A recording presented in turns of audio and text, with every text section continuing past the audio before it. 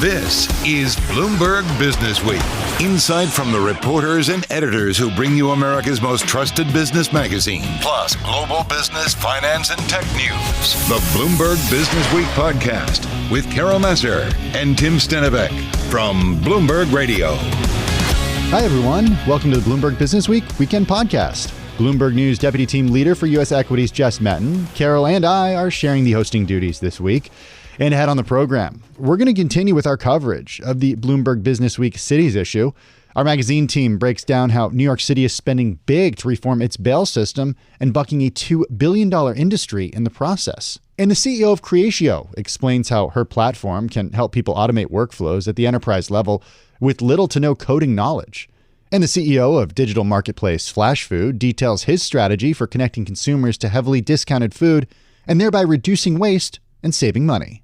Plus, a look back at some of our special coverage from the 2023 U.S. Open, including a conversation with former USTA CEO Katrina Adams. All of that to come. We begin this hour on a somber note, though, as Monday will mark the 22nd anniversary of the September 11 attacks on the United States. To help us reflect on one of the darkest moments in our nation's history and pay tribute to the thousands of lives lost on that day in 2001, Jess and I welcome in Joseph Pfeiffer, the first FDNY chief to respond to the attacks. He's also the author of Ordinary Heroes, a memoir of 9/11. He's also, I should note, unretired, having been appointed FDNY First Deputy Commissioner back in March.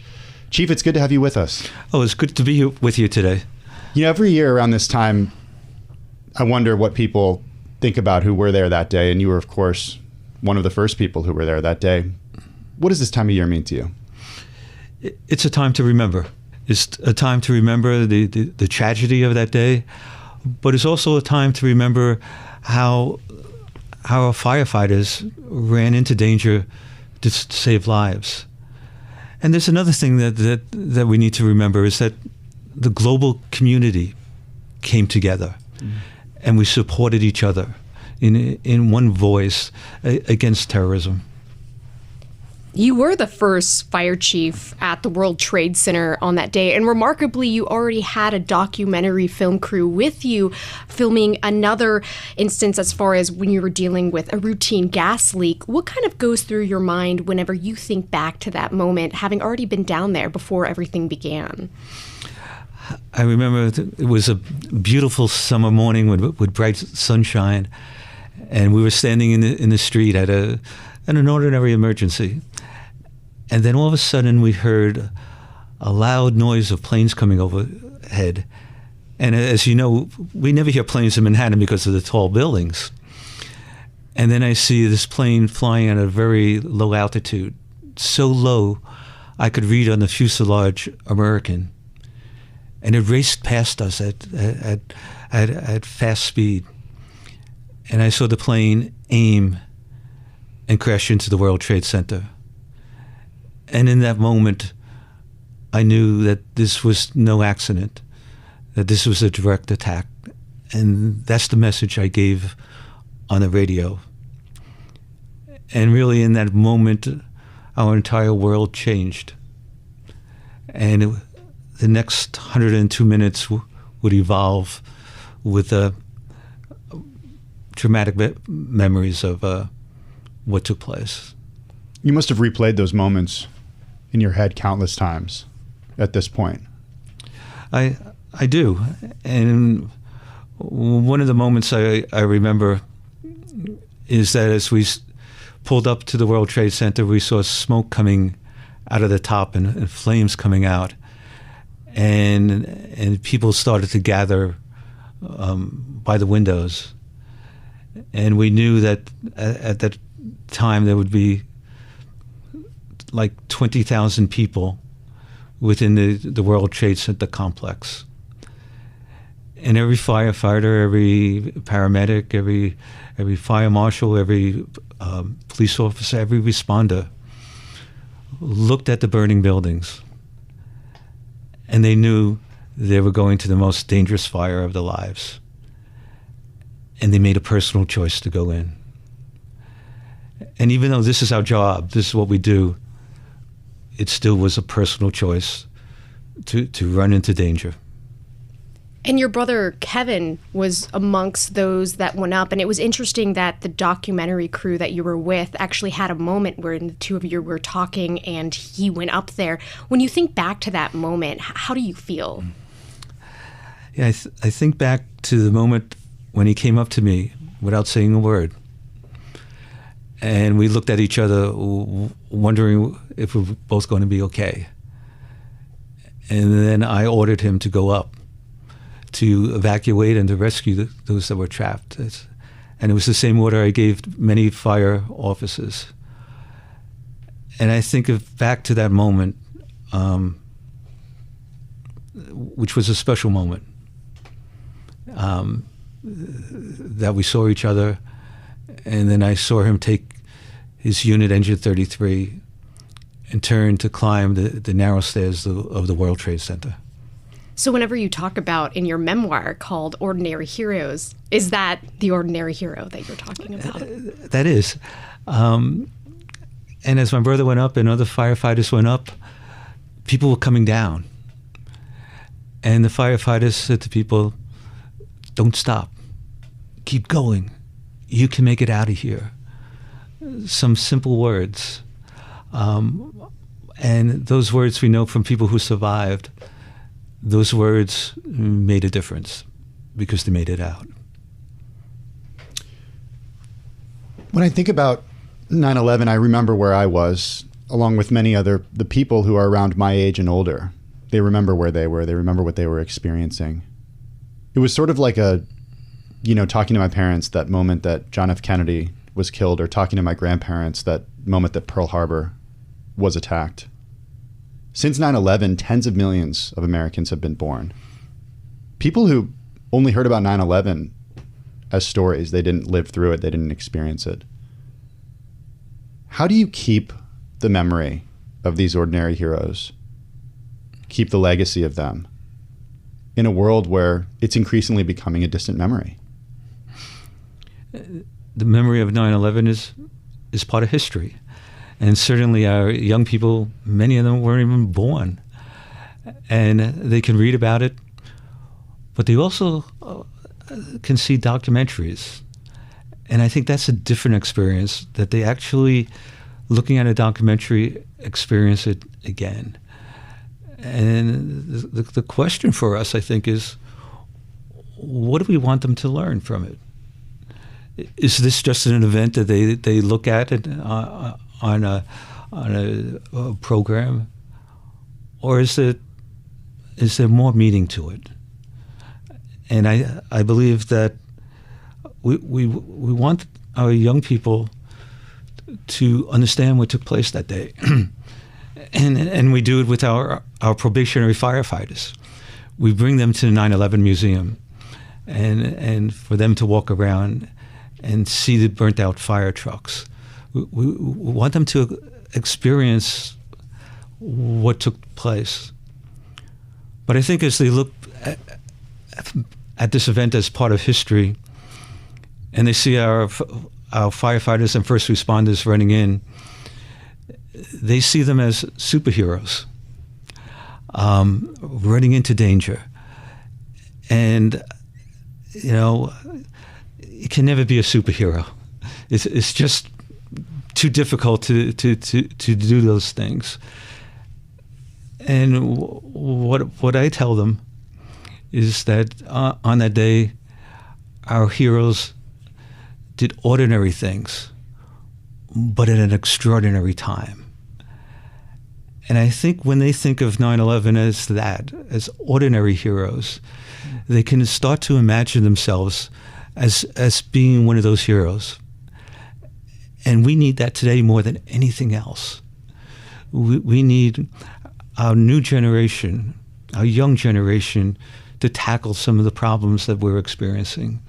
Not only do we have to deal with acts of violence and terrorism and homeland security issues, but we have issues of climate change, or what I'm referring to now as climate security. How do we deal with the heat, the wildfires that we saw in Maui, the storms. And I think that's what our new generation, our young generation, should see themselves as part of the solution to those problems. Earlier this year, you actually came out of retirement to take on a new job as the nation's largest fire department here, and you were named first deputy commissioner. So that's the second highest civilian rank in the department, managing those day-to-day operations. So very impressive. What motivated you to do this after you did retire from the FDNY in 2018? It's coming back to the fire department that I love, right. that's so much part of my life, and saying, yeah, I got some more work to do. There's other things that I can do now. As I mentioned, is not only responding to emergencies here, but how do we shape the department to deal with lithium battery fires and to deal with the climate change safety issues. So it's for me, it's exciting going to work every day. It's pretty remarkable that in the last 20 years, 22 years, and moving forward, we'll probably see more people die as a result of the toxins, the pollutants at Ground Zero, than who were actually killed in the attacks. And we continue to see members of the FDNY die each year as a result of this. How do we keep those heroes in our memory, even though they're dealing with the health effects decades later? It's hard to believe that 22 years later, we're approaching the number of our firefighters that died. On 9/11, we lost 343 of our members, and we're approaching that number. We're at 341 that died from post 9/11 diseases, from the toxins that you've mentioned, and we keep those memories alive by in the FDNY by putting their names up on a wall, and we're putting up for this year 43 names that have just died in the last year. So we have at our fire department headquarters a plaque with the names of all the firefighters that have died since the beginning of the FDNY, and opposite, including the 9/11 firefighters, and opposite that are the firefighters and our members and our medical EMS folks that died post 9/11. As we come to this 22nd anniversary, whenever you're speaking with family members of those who are going to have their names added, how are they feeling at this moment? There's a level of sadness, but at the same time, there's a sense that we're supporting each other, and they're not alone. Coming together as a department and other family members that have lost loved ones, we stand arm in arm, and we stand arm in arm with the city of New York and the country and even the world. And in that sense, we can make it through it. Do you think there's more work to be done in taking care of those, not just members of the FDNY, but those who are living with the effects of 9/11? Is there more that Congress can do? There's definitely more that Congress can do. They continue to fund our medical programs, and we're dependent on that. In FDNY, for the people who have got sick, that they've survived. Actually, 85% of them survived longer than what was expected because of our medical programs. And those medical programs aren't cheap. And seeing physicians and treatment. So Congress has a responsibility to care for the victims, not just from that day, but the victims that we're seeing now. And so I would ask Congress for for our families and our future families who are suffering from 9/11 cancer to continue to help those families. What motivates you to keep serving? As Jess mentioned, you unretired after nearly 40 years with the FDNY, and I think a lot of people in your position would say, "Hey, that was a great career." A lot of people probably said to you that was a great career. I like the term unretired. I think it's the first time I've used it. It's actually fun being unretired, going back and looking at new challenges and looking at the complexities we have to deal with, and bringing together our experienced people and our young people coming in and saying, okay, we can do this together. We can protect the city. We can deal with new challenges, new disasters, and we can do it together, which is the secret. And it's not just within FDNY. I work closely with NYPD and emergency management, and the city should be proud. There's some good people serving New York City. Well, Chief Pfeiffer, thank you so much for joining us. Really appreciate you taking the time. You're listening to the Bloomberg Businessweek podcast. Catch us live weekday afternoons from 3 to 6 Eastern. Listen on Bloomberg.com, the iHeartRadio app, and the Bloomberg Business app. Or watch us live on YouTube. America's pretrial detention system is actually a global outlier. It's set apart by an emphasis on cash bail and the for-profit infrastructure that supports it. So if you can't afford your bail, a company in the $2 billion commercial bail bond industry will cover it for a fee. And if you don't qualify for bail bonds or can't afford them, you go to jail. You wait months or even years for a trial. Sarah Holder and Fola Kenneby, they're City Lab reporters here at Bloomberg News. Fola and Sarah writing about the success and challenges of New York City's supervised release program in the current issue of Bloomberg Businessweek. It's the annual Cities double issue. It's on newsstands now. It's online at Bloomberg.com/Businessweek, and it's on the Bloomberg terminal. Fola's here in the studio. Sarah's on Zoom in New York. Also here, the editor of Bloomberg Businessweek, Joel Weber, in our Bloomberg Interactive Brokers studio. Joel, good to have you with us. The supervised release program here in New York City, I can't really call it experimental anymore. I didn't know about it, though. Did you know about it? I had heard of it. Okay. In terms of, when we voted for it. Yeah. Or voted against it, depending on how people voted. But I didn't know about the successes and failures of it. So one of the things, as we were kind of putting together the cities issue, we really wanted to take this look at where cities are 3+ years after the pandemic.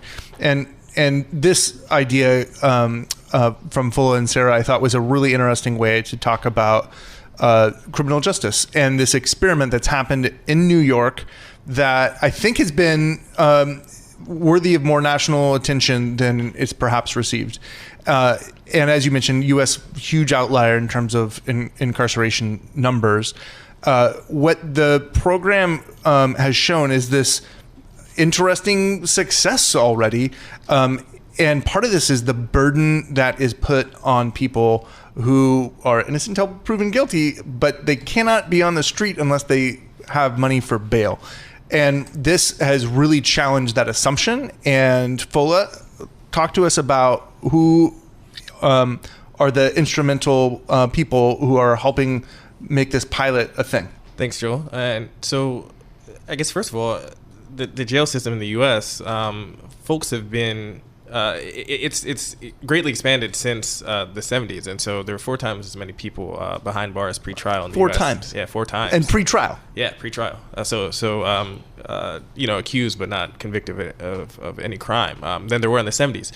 And so these systems have sprung up in jurisdictions across the U.S., New York having one of the most expansive ones to address this ballooning population of folks that are being held before they've been convicted. And so here in New York, we have this supervised release program, and so each borough has a provider. Well, Brooklyn and Staten Island share a provider, but basically the intent is to divert people from jail and keep them from having to pay bail that in many cases they can't afford, and instead give them programming, give them job interview help, give them access to housing, give them access to food, and give them access to things that they need to ensure that they don't end up back in front of a judge or back in the criminal legal system. And so that's sort of what this program sprung up out of, and it's what it's meant to address, to keep people out of jail.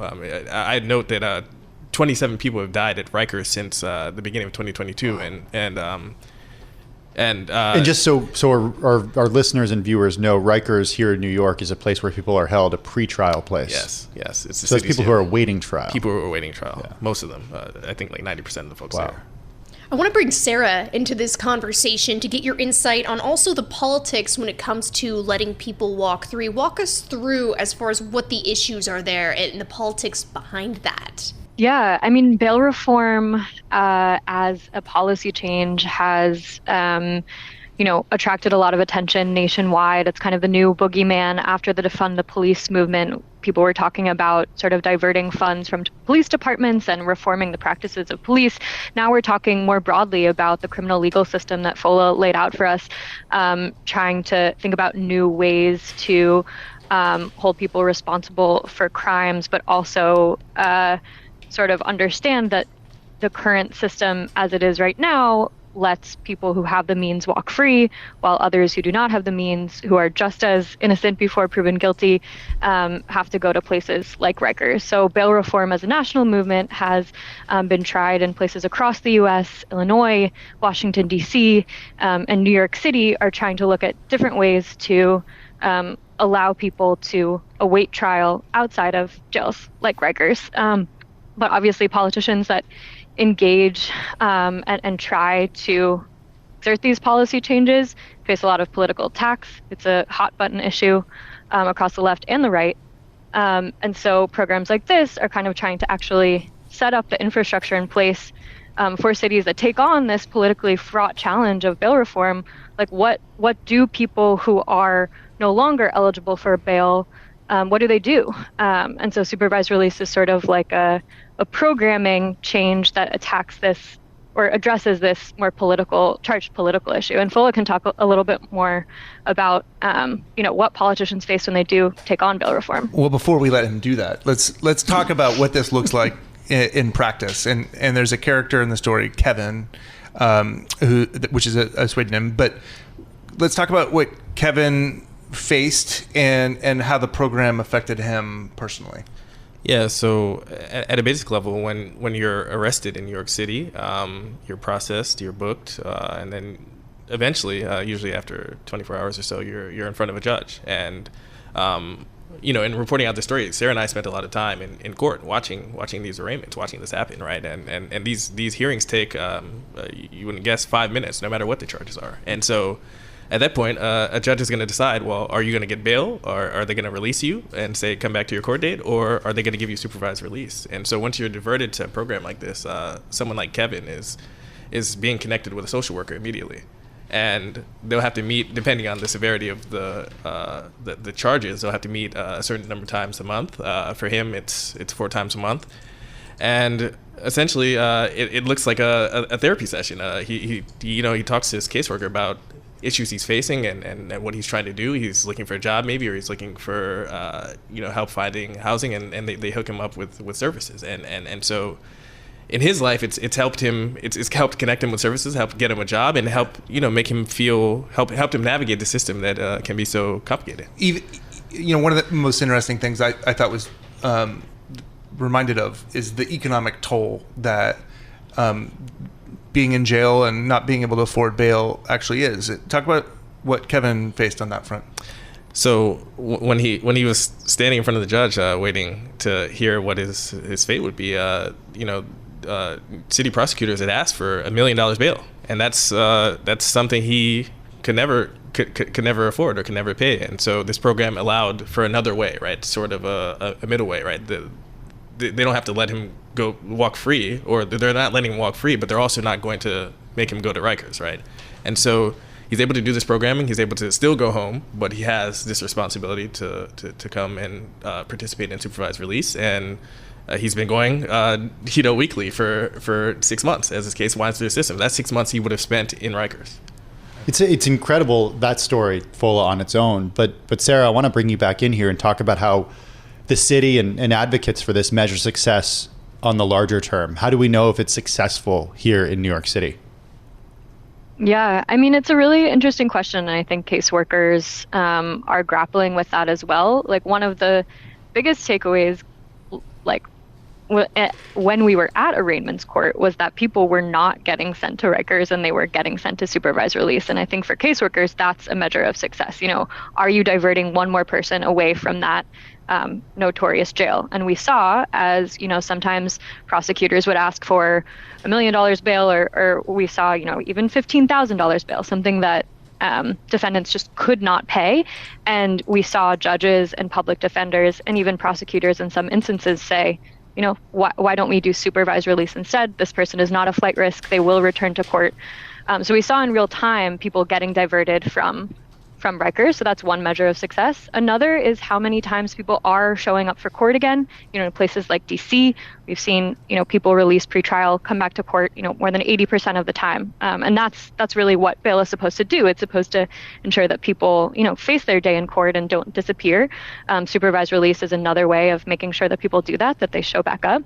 And then another way of thinking about this is whether people are getting rearrested while they're awaiting their day in court. You know, people out on supervised release in the city get rearrested less than 10% of the time, less than 2% of the time for a violent felony. And, you know, people are looking at those numbers and trying to understand how to get those even lower and how to work with some folks who are recommitting violent acts or even other offenses, and giving them a lot more attention within this program. Hey, Fola, something I'm curious about is how does the approach when it comes to the U.S. differ than what typically is seen more internationally?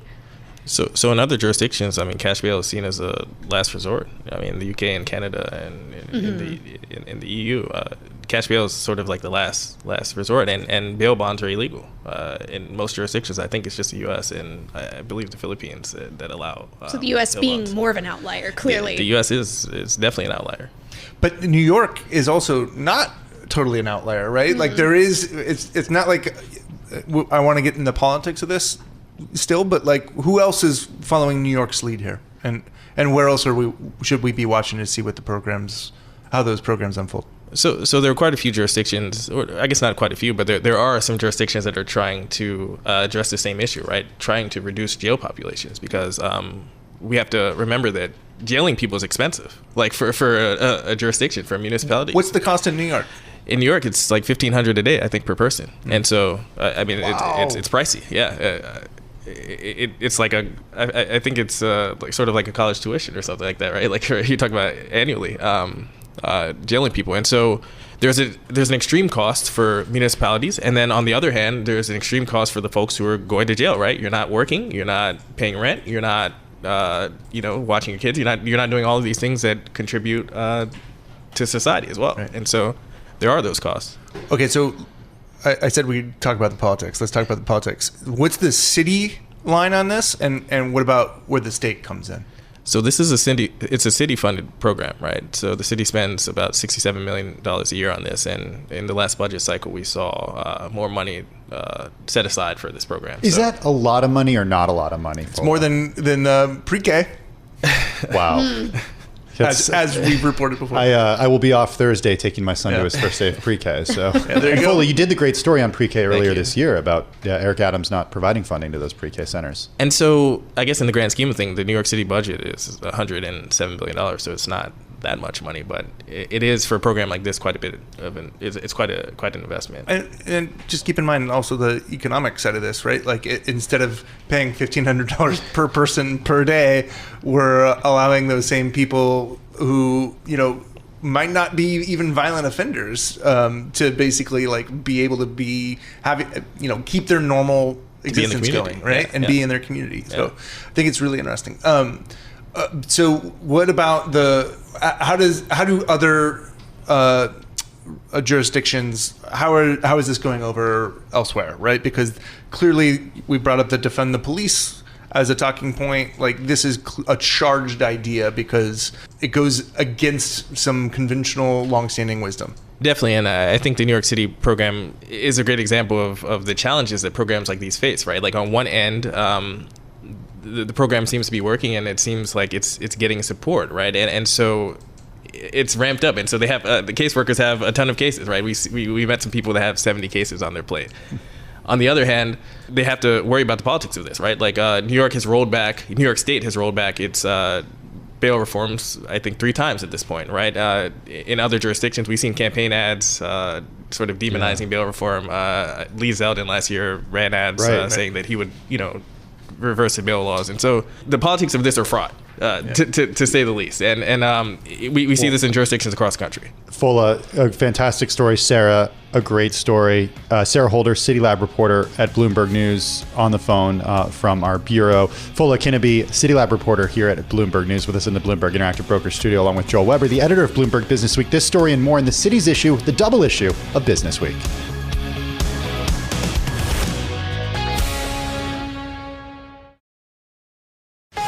You're listening to the Bloomberg Businessweek podcast. Catch us live weekday afternoons from 3 to 6 Eastern on Bloomberg Radio, the Bloomberg Business app, and YouTube. You can also listen live on Amazon Alexa from our flagship New York station. Just say, Alexa, play Bloomberg 1130. There was a story, I don't know if you saw this, Tim, by our Ed Ludlow. It was about how the startup backed by Microsoft, the company that got us all nuts about next level AI. Yeah, I think NVIDIA owes them hey, thank you. Exactly. Thank you, Well, we're talking about OpenAI. Ed notes how it's on track for $1 billion of annual revenue as businesses adopt the technology behind ChatGPT, which is the generative AI bot, this, that ignited that wave of artificial intelligence investment. And just set us all off and running. Yeah, especially those NVIDIA shareholders. Yeah. Yeah. It's been a pretty good year. With some thoughts on AI and what it means to our workflow and our world, with us is the CEO and founder of Creatio, Catherine Costa-Riva. Good to have you with us, Catherine. Creatio is a CRM. It's a customer relationship manager, and it sells software that automates workflows. Catherine joins us on Zoom from Boston. When I hear CRM, I think Salesforce. So talk to us a little bit about what you do that's different than Salesforce, especially as Salesforce comes out with their numbers today and says, we're going all in on AI. Yes, happy to. What Creatio does, we do a no-code platform. So this is a little bit different type of software. The no-code platform for workflow automation and CRM off top of it. But the whole idea of Creatio is actually no-code capabilities to automate workflow, not being a professional software developer. Let me share some numbers with you. Well, wait, break that down before you share numbers. What does that mean? No code. Yes, that's exactly what I want to do. These numbers will explain what no code actually means. In the world, there are 25 million software developers. The demand for workflow automation today, Carol, is 500 million apps. In the world, there are 1.7 billion knowledge workers who can easily use the no-code platform to automate those apps, because the math is very clear. 25 million software developers is not enough to automate 500 million apps, which is a demand for enterprise workflow automation today.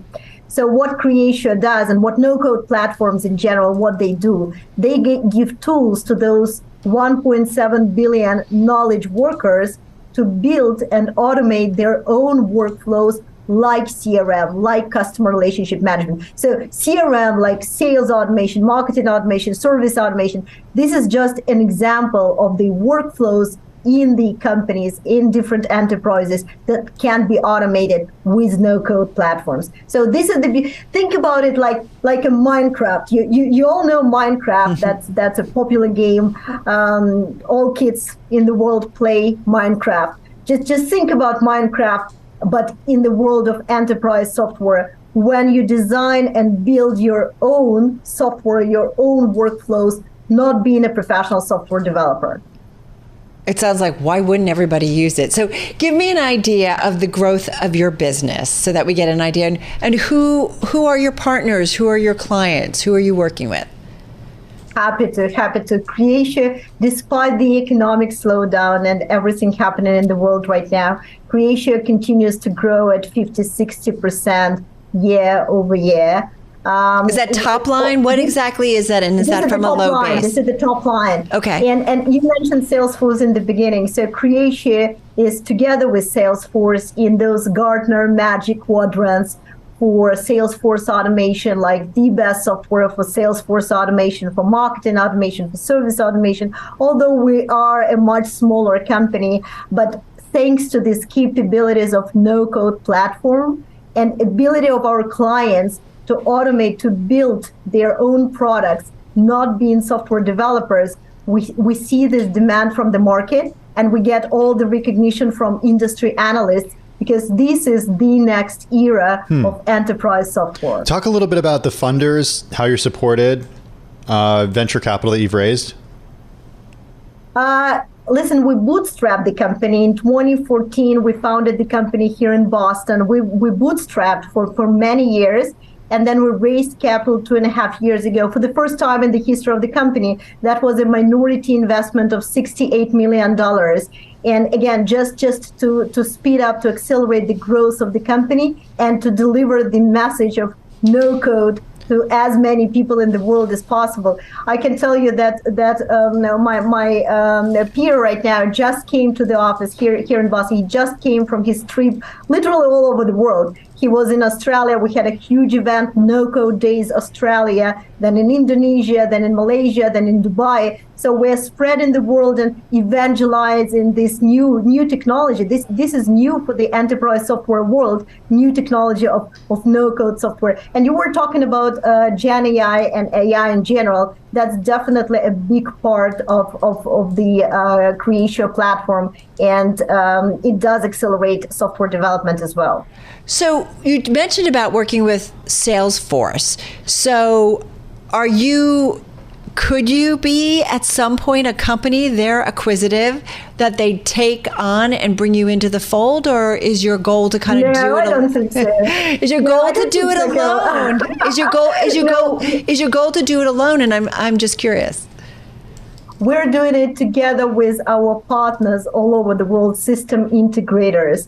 There are 700 organizations in 100 countries of the world who evangelize Creatia as a no-code platform and implement Creatia to our clients in those 100 countries. So we're not alone. We have amazing clients and amazing partners all over the world, but this is just the next generation of software. Let's talk about, let me compare with Salesforce. 20 years ago, even more than 25 years ago to be precise, when Salesforce was founded, that was a complete new era of enterprise software, the cloud era, right? You remember that time when the cloud just came, and so many people didn't believe actually at that time that cloud is going to be the future and all the software products will be in the cloud. What we are building here at Creatia today is the next generation of software. We're saying that the future of enterprise software is no code. And in 10 years from now, we're saying that all enterprise products will have those no code capabilities when knowledge workers without technical skills can automate their workflows and can automate their processes. So that's what Creatia is building right now. And yes, it is a new era of software, and not so many people heard about it yet. I'm wondering what you're hearing from your own sales force, the folks that you have around the country, around the world, selling your product right now, in terms of what it tells you, what it tells us about the economy, because we've heard about softness, especially when it comes to software as a service. Yes. That's a brilliant question, Tim. And listen, that's a very interesting topic because the demand is there. We clearly hear from each and every prospect and client of Creatia that despite everyone is cutting budgets, digital transformation and investment into the technology and workflow automation tools like Creatia is still on the top of the agenda. So that would be the last budgets that will be cut. People still invest into, not still, but continue to invest into workflow automation and applications like Creatio. So what we hear from the Salesforce globally, we hear that it's a lot of scrutiny from the procurement offices. Everyone is very, very attentive to details, what kind of technology they want to acquire. But at the same time, the demand is there. Everyone needs digital transformation. So if no code is meaning that you can design software that even non-technical people can execute, do we still need a lot of coders to do this? Because we keep telling everybody, go learn how to code. Is that wrong? Mm-hmm. And just very quickly, please. Yeah, that's a great question. We do need a lot of software developers. The population of software developers is growing just 4% year over year. We need more and more of them to build the platform itself. But workflows have to be built by knowledge workers. The platform, the technology needs to be built by professional software coders and developers. Really fascinating stuff. Come back soon. We really appreciate it. Catherine Costa-Riva, she is the CEO and founder of Creatio, joining us on Zoom from Boston. You're listening to the Bloomberg Businessweek podcast. Catch us live weekday afternoons from 3 to 6 Eastern. Listen on Bloomberg.com, the iHeartRadio app, and the Bloomberg Business app. Or watch us live on YouTube. John Wertheim is with us, executive editor and senior writer at Sports Illustrated, contributing correspondent for 60 Minutes. I'm going to be a little bit of a fangirl, John. I love your pieces on 60 Minutes. But he's here with us to talk about the U.S. Open. He's on the phone in Los Angeles. John, welcome back. How are you? Good. How are you? I want to Shazam that intro music. What a great tennis song. I've never heard that before. We might be able to get you the information on that. I think our team at Bloomberg Businessweek It's cream. It's cream. How about that? I didn't recognize that either. Really? Hey, John, so let's talk tennis. What are you looking forward to this year?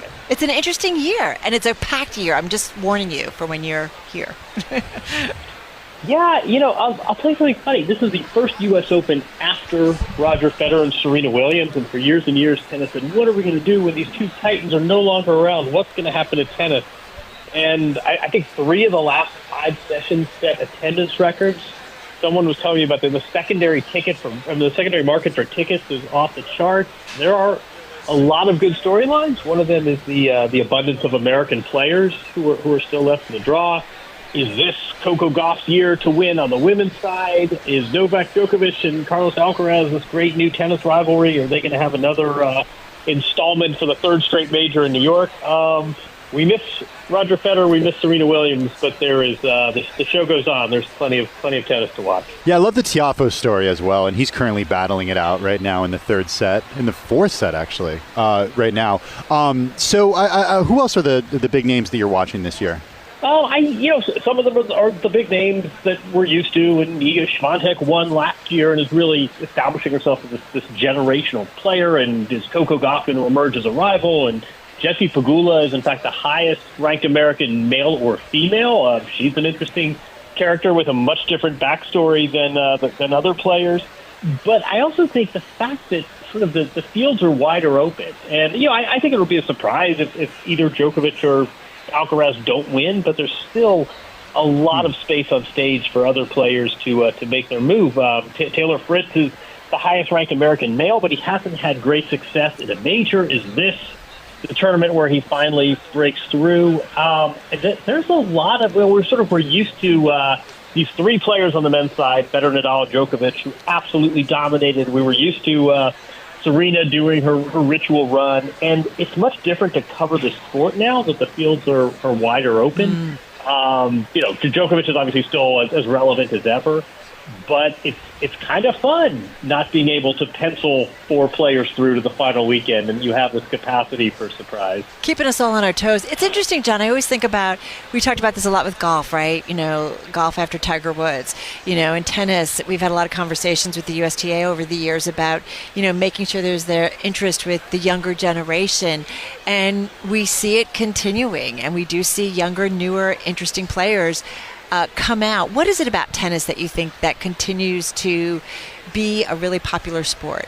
I would love to see some sort of metric, some sort of data on how many people are at the U.S. Open because it's fun and an event, and you walk around and you eat good food, and there are guys, juggling, versus the actual tennis. I'm never quite. I'd always sort of just for my own. It's just be interesting to see. I think tennis is actually getting a little bit of a bump from pickleball. I mean, there's sort of this existential fear in tennis that all the tennis courts are going to be turned into pickleball courts, and players are retiring to go try their hand at pickleball. But I think it goes the other way, and I think all these millions of people that are playing pickleball have a newfound appreciation for this other racket sport. I think tennis's globalization is a little problematic in the U.S., right? I mean, in golf, all the events are pretty much held in one of 3 time zones, and the majority of the tour, they're all, mostly American and certainly English-speaking. Tennis doesn't have that, right? I mean, you've got the player from Tunisia is playing the Colombian, and a lot of times the events aren't in the U.S. They're not on U.S.-friendly time schedules. But I think overall, this is a really, really global sport, and I think big picture, especially you look at how many other businesses would love this kind of a footprint. I would say it's like stepping on a balloon, right? So it was a lot healthier and easier in the U.S. when all the events were sort of between California and Florida, and the players came from here. It's a lot trickier when you've got Serbs and you've got Tunisians, but I think it's healthier for the sport overall. It's funny that you say that. We talked with the folks over at IBM yesterday, and talking specifically about trying to bring some of the content from some of the other matches that aren't either at Ash or the main kind of the main focus, if you will, here at the Open, to make sure that maybe some lesser well-known and even more global players at least get their time, and that their fan base gets to see them. But it's also, there's an AI, artificial intelligence component, where AI is doing the commentary voice, and talking about the players and so on and so forth. They got a long way to go, though, John. Don't worry. I watched a little bit last night. It's not anywhere close to what you do. It's not close to what we hear from the McEnroe brothers. But is it good giving, some of these players who might not get attention in their matches some time, but is it also a little worrisome? I don't know, with the AI component.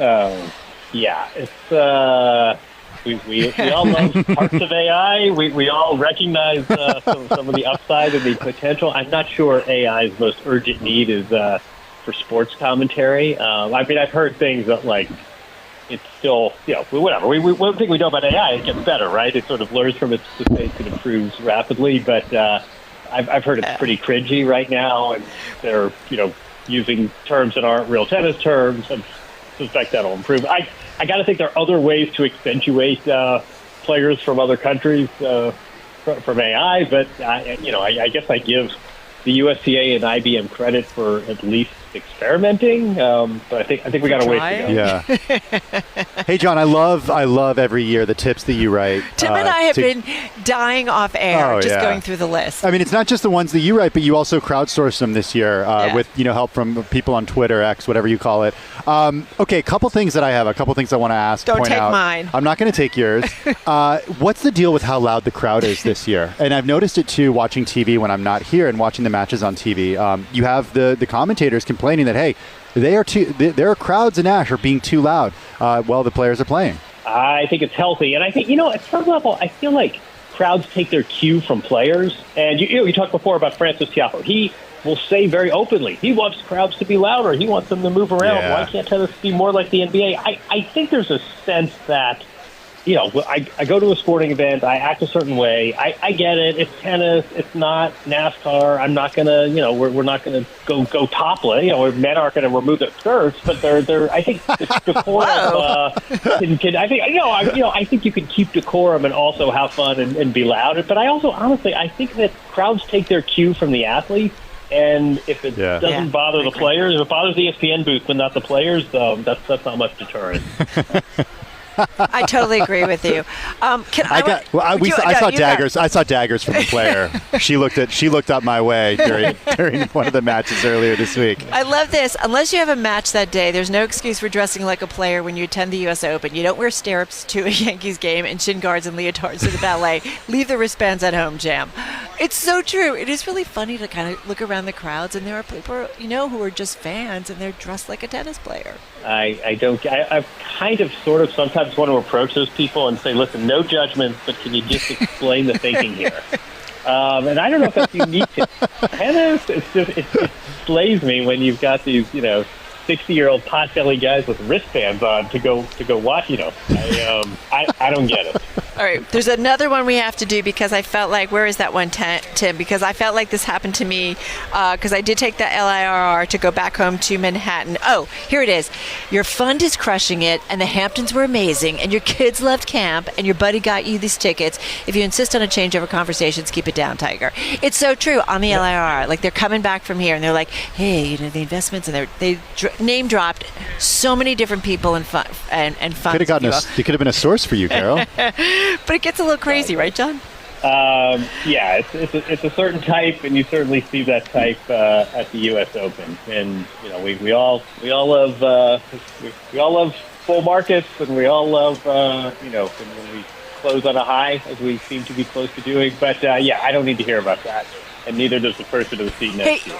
Before you go, one thing I did want to ask you, and getting back to just a little bit more serious, is the role of Saudi Arabia in sports specifically overall. We saw it with Live Golf, WTA, stuff's percolating.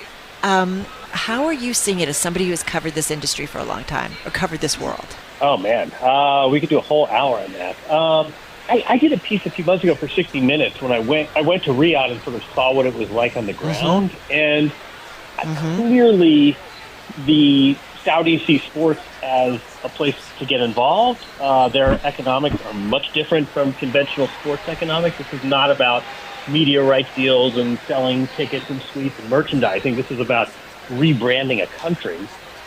And, we saw in golf, it took one shape in golf. It's taken others in soccer. In football/soccer, you'll notice, there are big-time offers, and athletes are being paid a clear premium to come play in Saudi Arabia. Some of them are accepting it, some of them are not. I mean, it's interesting to me, there now is a bid on the table for the women's tennis tour to hold their final event, which is sort of their big showcase event, their big money maker in Saudi Arabia. And I think, we can have a debate about this. Is the tour of Billie Jean King that just left China for ethical reasons because it didn't want sort of to be compromised on principles, and they left China? Is it strange that they would then, pitch their tent in Saudi Arabia? The flip side is, listen, we're all creatures of incentives, and if Saudi Arabia is offering top dollar, who are we to tell soccer players or golfers or female tennis players not to go take it? It's a story that I think is only going to accelerate because I think it's clearly working. And, the Saudi private, the PIF, the private investment fund, they've got billions and billions of dollars to lavish on this sort of soft power, and sports are clearly going to benefit, and athletes are going to have a real decision to make. But is tennis different? I mean, you mentioned China several times there, and what they did in China. Is tennis different? I think a couple things. First, the WTA left China citing these ethical concerns. So you sort of set a precedent for, ethics and morals and human rights. That matters to us. It's a little strange to then say, actually, you know what, take that back, it doesn't. I think the women's tennis tour sort of has this strand and has for decades of activism and social justice and fairness and equality. And this is more than just about forehands and backhands and a bouncing ball. This is a movement. A little strange to then go to a country where women are not given equal rights. I don't know if you saw this week, somebody was sentenced to death for retweeting something that was unflattering to MBS. Right. And yet, I think you could argue just as easily, look, Cristiano Ronaldo can make whatever he's, $250 million playing soccer. Why can't women athletes avail themselves to that money the same way men can? So it's really complex and thorny. Yeah. We got to run. Come back and do the hour in Saudi Arabia. We would love to. You name the date, the time, John, you are here. John Wertheim of Sports Illustrated, of 60 Minutes.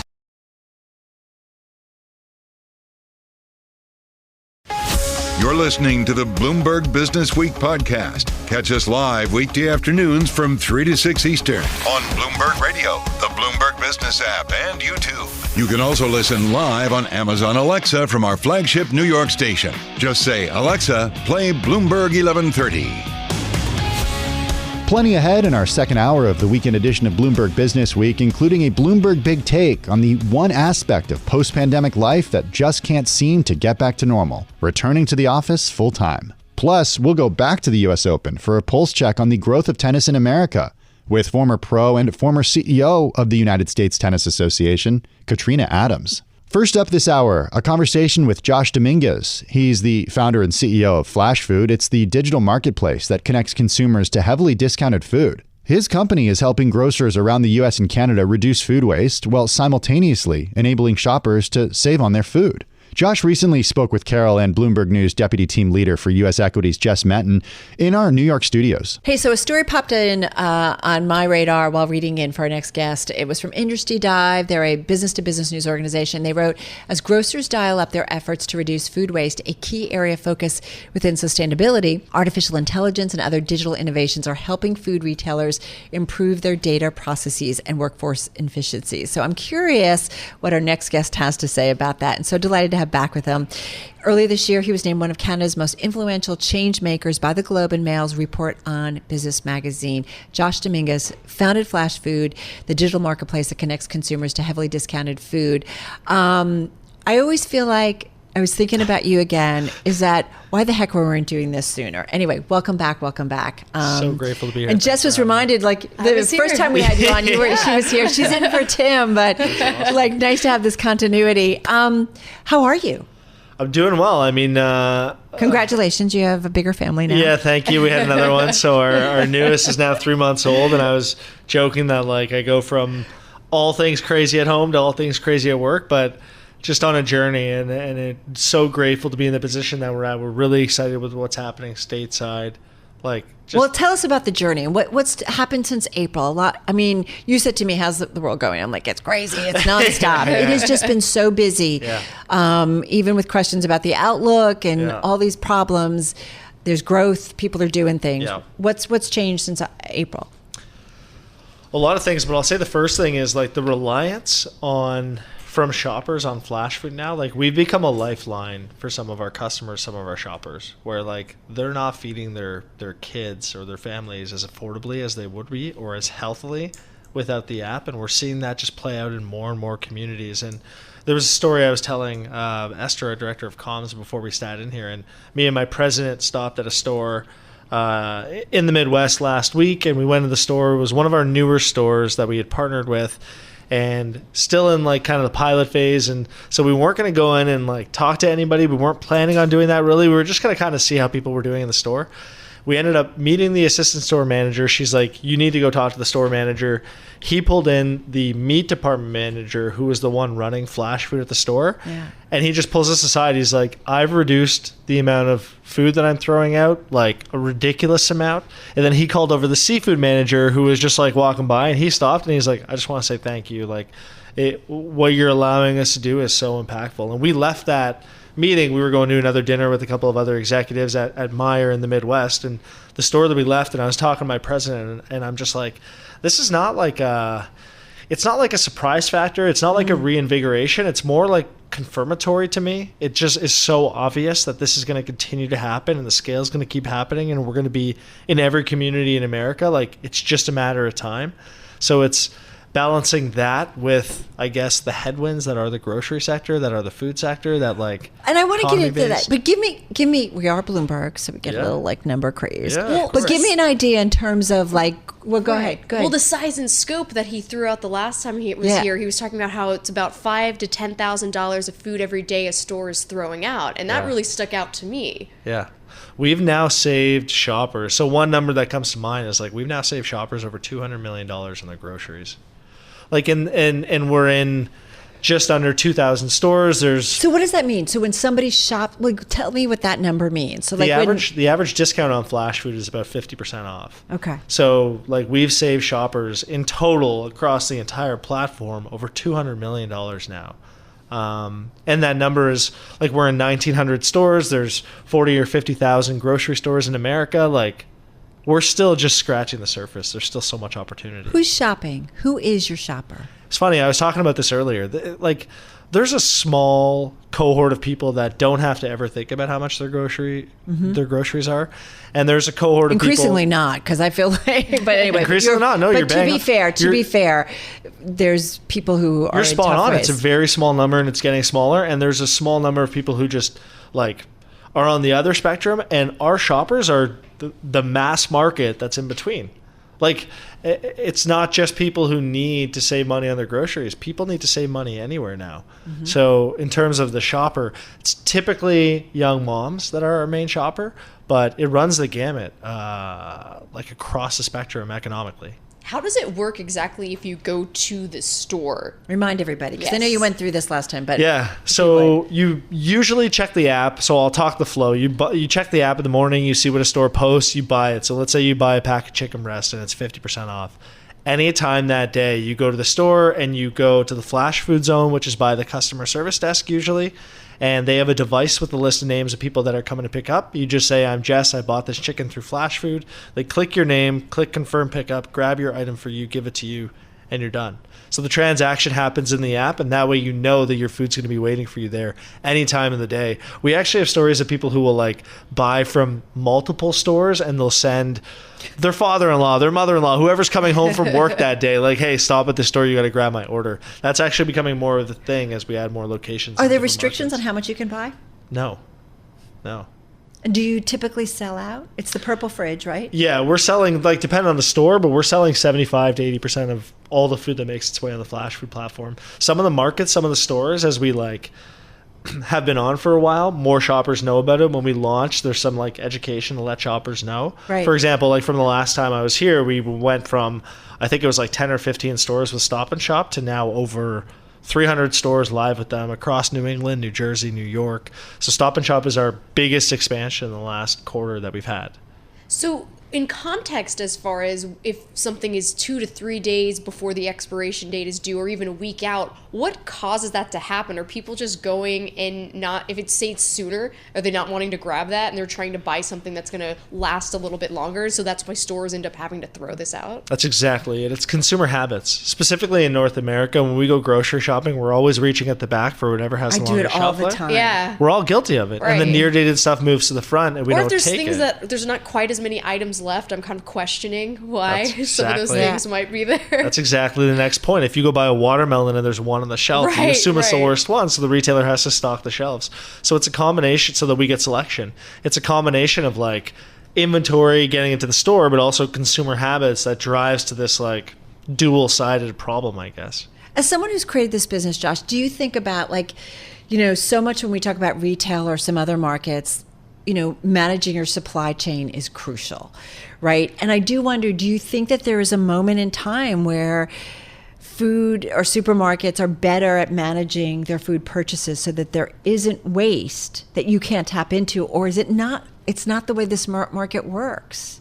I mean, I'm just curious if you think about that. It's not serving to the business, but I mean, I would love if that were the case. From like an environmental perspective, I would love if that were the case. But is there something about it that almost makes it impossible? It's not ever going to get there. It's so hard to manage inventory and fresh food. Like, we're in New York City and you can get a banana at any time of the year. Like, people forget how just much of a miracle that is. Like, they're not growing down the road. You got to get that across the world, basically, and take that for any item. Like an avocado, the same thing. Right. So as long as our habits are as they are, which they will continue to be, it's basically impossible to be perfect on your inventory. Isn't that funny? Like, I think about growing up. I'm older than both of you, but it's like peaches were in season. Like, this was in season. Right. Corn in this, you know, like there was just certain things that we would and it was kind of fun. Yeah. But it's not that way anymore. It's gone away. Very different. And now if they don't have something at one store, your competitor has it down the road. So like, because of that reason, in addition to supply chain, in addition to moving food, and in addition to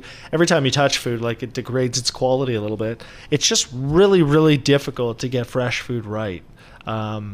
Forecasting. So my belief is no matter what, we're going to have a surplus in North America of food at the grocery stores. I think it's going to reduce over time, but I think it's always going to be there. And I say that having friendships, close ties with some of these companies that are doing what you're saying, like using AI and leveraging the best way you can order, the best way like you can adopt your systems to being perfect. Where's the Whole Foods, the Walmart, the Costco, the Kroger, the Wegmans, the Albertsons, the Aldi to partner with you? What's the conversations you're having? Yeah. I'm assuming you are. Yeah. And if anybody knows any of them, like, give them a call. No, we're speaking to basically everybody in America. Do they want to do it? Yes. And you have different levels within these big companies, decision making from different people. It depends who you get in through. With some of the, like, what I'll say is we're very focused on being national in America, and that is something that we continuously are focusing on. And then with some of those companies, like, I think it's a matter of time.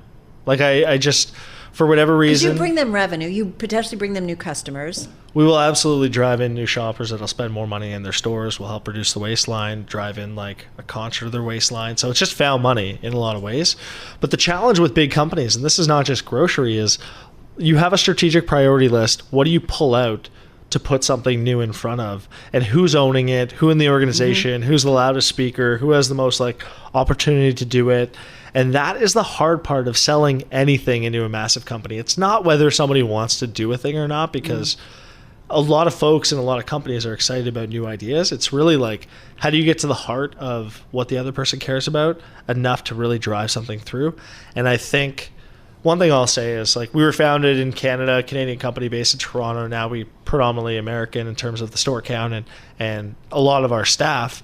But we had a pandemic where I couldn't cross the border for 2 years. So like if you take away that block of time, and if I just happened to be stateside, I think we would have had more of those names on sooner. Now, saying that, we're in a very good position with a lot of the names that you shared, and we're really focused on. So there's news coming, perhaps? I think I'll have to be on here in a couple months again, and we'll have another update. I think that's the right way to go. Okay. So what different verticals are you thinking about next? So one of the most exciting things that we're actually doing right now with a third-party delivery company, one of our grocery partners, all of our grocery partners have distribution centers that have waste because they can't get through. So they bring all this food into these centralized locations, and then they try to send it out to their stores. And for whatever reason, there could be a breakdown, there could be a snowstorm, there could be a flood, and they can't get the food to their stores in time. So at the distribution centers, there happens to be a higher amount than normal of fresh food waste. And what we've done with one of our partners is partnered with a third-party delivery company and put a flash food storefront. So they took a location on that distribution center's facility, and they retrofitted it. It was like an old guard shed. They retrofitted it, cleaned it up, put a bunch of fridges in, and it's now a flash food storefront. And we actually have a Flash Food by Meyer storefront in Lansing, Michigan on the DoorDash app. So if you're in Lansing, Michigan, you can order groceries at up to 50% off delivered to your door. That's great. And what's the business been like with that model? It's early, right? It's early, and Lansing is a university town. Yeah. So without having the university in town, sorry. there was no, it's fine. There were just kinks to. For example, like at the beginning, there was only a 5-mile radius for delivery. And it just so happens that these facilities that are going to be with every CPG or every food company are going to be in places that not a lot of people live. So you learn things as you go. It's a brand new vertical for us, but that has since almost tripled in terms of like the coverage and the radius. What's the delivery time though? Or the delivery, is it a long distance? No, not necessarily. Same day. Same day delivery. Okay. Yeah. And the cost for the delivery? I think it's $5. Okay. It's dependent on the order size, but it's like between $5 and $10. But your order is up to 50% off the food that you're getting. So this is a model that we're testing out now. It's going well. It's going better than we anticipated at this stage. Better than the original model? I think it can be bigger than our original model in terms of the amount of food waste reduction.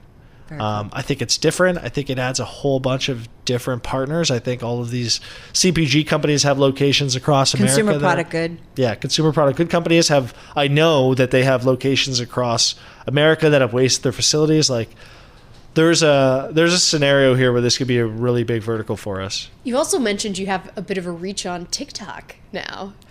Yeah, so is Josh a TikTok star? No. The Flash Food brand, we would not have any reach if it was the Josh. It could happen, Josh. Oh, yeah. We're getting you like and your wife. Yeah, exactly, and the kids. That'll probably be more exciting as people are unboxing, as shoppers are unboxing. So on Flash Food, you buy a box of produce and you see a picture of what's going to be in it, but a lot of times people are opening this box and they're seeing items that they've never tried before.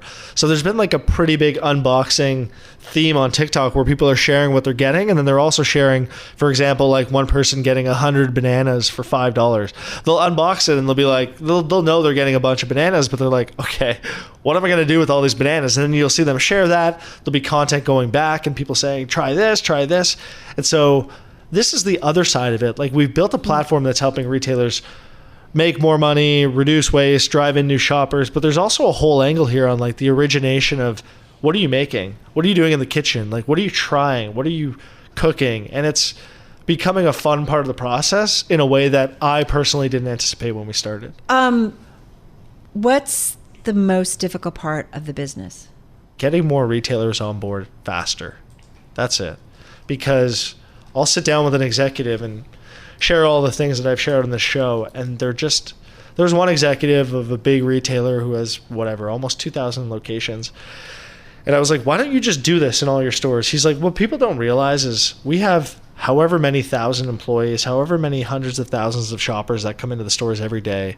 And there was a coffee mug in front of him. He's like, for me to get this coffee mug moved from here to there in one of our stores in unison, consistently on a daily basis, is a monumental task. And so as he was saying it that way, I was like, okay, yeah, these are big numbers. So the challenge is like getting scale faster, because we are tightly embedded with our grocery partners. We don't have a business if it's not for our partners.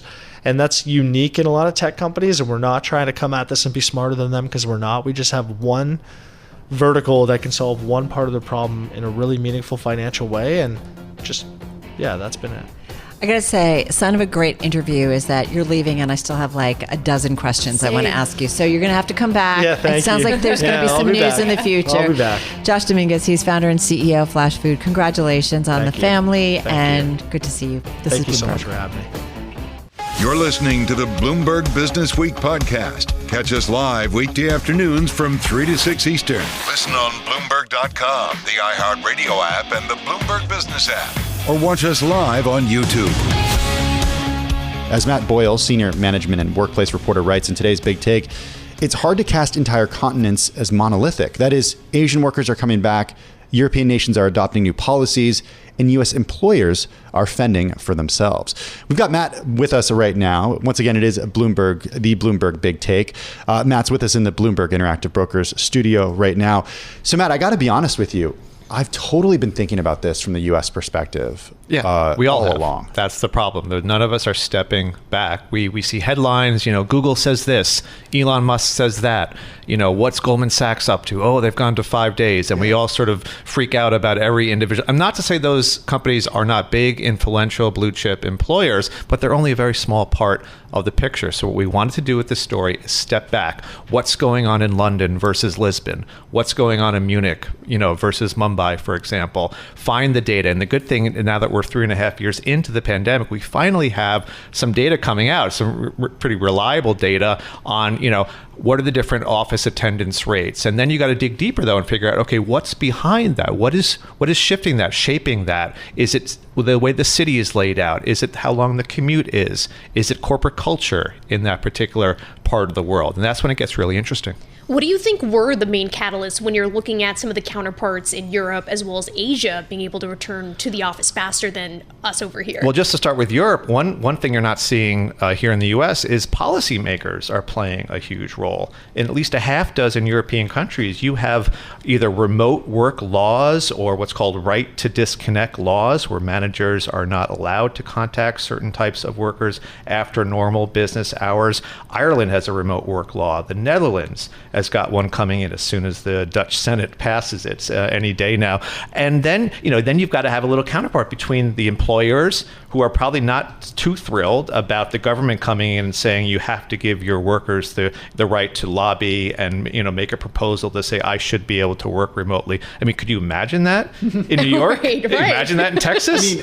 No, I'm from Texas, and I definitely can't imagine that. No, I mean, Matt, you're right about about in Europe, not just the right to disconnect laws, but Unilever, for example, doing a 4-day work week. I mean, that's something that's completely foreign to us Americans. Yes, although they were doing it not in Europe, but in New Zealand and Australia. And those are two of the countries where you see some of the highest rates of remote work. In some of the more English-speaking countries, you do see more. So it makes sense for them to try it there. Are they going to bring it to the Netherlands and the UK? We'll see. Okay, you've got some just absolutely great data in this story. You point to a McKinsey study that said by the year 2030, we could actually see $1.3 trillion of real estate value in big cities around the world erased as a result of differing remote work policies. That's bad. We know that's bad. What do policymakers say about that, and what are companies doing to try to prevent that there's from what happening? Landlords are saying about it first. Yes, Yeah. that is bad if you are a landlord, or if you're a landlord with Class B and Class C real estate. The Class A stuff seems to be doing okay. But again, what's really struck me was that how differently that's playing out in New York and San Francisco. A much deeper impact because you have downtown business districts, let's say right here in Manhattan, where you don't have as many people living and working and playing as you do in, let's say, a European city, which are much more intermixed. So you have less of an impact on workers. You have more of an impact on real estate landlords in some of these cities like New York. But I wonder if there's a shift happening here, like if the pie doesn't necessarily change sizes, but if different slices get bigger. And I can give you my anecdotal example, Matt, that I've talked about. I mean, people listening to this have been tired of hearing this, but when I was on parental leave earlier this summer, I noticed that restaurants in my neighborhood of Brooklyn were like as crowded as they were on weekends because remote workers were actually now going to them during the day. And I just thought about the way that spending has shifted. That's why Sweet Green is opening in the suburbs. That's why Pret a Manger is opening outside of city centers in the UK. I mean, businesses are not dumb. They're going to go where the customers are, certainly. So yes, if you're living in Brooklyn or up by me in Westchester, in my town in Westchester, sleepy suburban town now has a flex work center right next to the train station. So I'm going to try it out and just hang out in the Flex Work Center. You got to do it for work, man. In the middle of Westchester. I mean, why not? Would this have happened in 2019? Of course not. So yes, the pie is being redistributed, but if you're not moving with the times and realizing that the way we work is different now, and that work is no longer a place we go, it is a thing we do. Some people are going to get some very hard lessons here. So when you're speaking with your sources, because this is Bloomberg, obviously we're going to talk about what this means for the economy. How does that offset when you're talking about consumers and spending versus obviously the issues we continue to talk about when it comes to real estate and trying to get people back into offices? Well, I mean, what struck me as a former retail reporter was that some of these changes really echo, what we used to call the retail apocalypse. Right. When all the malls were dying, and what we're going to do about malls? Well, maybe repurpose them, people. And you had started to see that. Certainly. And I know you cannot convert every single office building into condos. We know how hard that is. Right. But could they be converted into other uses? Certainly. I think we do very well here at Bloomberg as we follow the money. And, right now the money and the spending, as Tim said, is sometimes being spent in more residential neighborhoods. So is that where you should be opening up if you're selling sandwiches and salads? Probably. Okay, let's talk about the most important thing for employers, productivity, because every few weeks we get this new study, and you cite a couple of them. Remote workers are more productive in some countries. Remote workers are less productive when doing other tasks in other countries. Holistically, taken together, what does the data tell us? It's tough because productivity is vastly misunderstood, and everybody loves to take their favorite bit of research that supports whatever their conclusion is and wave it around, and saying, "Yes, I was right. I was right." There were studies on remote work even before the pandemic. One of the most famous one was about Chinese call center workers who, when they went remote, were just as productive, if not more, and happier, more satisfied. That's what we often fail to realize with a lot of these studies, Tim, is that regardless of where productivity goes, and productivity is often in the eye of the beholder, is it how many emails did you send out today? And if so, why are you measuring productivity by how many emails you sent out, or how many hours were you in the office? Remember the workaholics of the 90s who were the last guy to leave the office? Where are they now? Maybe some of them are CEOs, but do they regret being the last guy in the office every day? Were they the most productive though? Probably not. Were they the most satisfied? Probably not. So I think we need to take a little bit more holistic view of productivity and realize that you have to look at employee engagement. You have to look at whether your employees are being challenged, they're doing the tasks they want to do with the people that they want to do it with. Are they coming in on the right days? Don't have to be in 5 days a week, but are you coming on the days that matter? Where there's intentionality, when you have something to do, a reason to be in the office, mentoring, for example, a brainstorming session that is better done in person. And when you're home, you're doing your heads down focused work. Matt, you gonna help me build this incredible Bloomberg studio at my 2-bedroom apartment? Yeah. Okay. Cool. We have a budget for it? Let's do it. Perfect. Let's do it. Hey, this is a great piece. I encourage everybody to check that out. It is today's a big take, a great one to read just right after Labor Day as well. Matt Boyle is senior management and workplace reporter. You got to read everything that he and his team write. Story. It is a great story. He's, of course, with our colleague here at Bloomberg News. He's with us in the Bloomberg Interactive Brokers studio.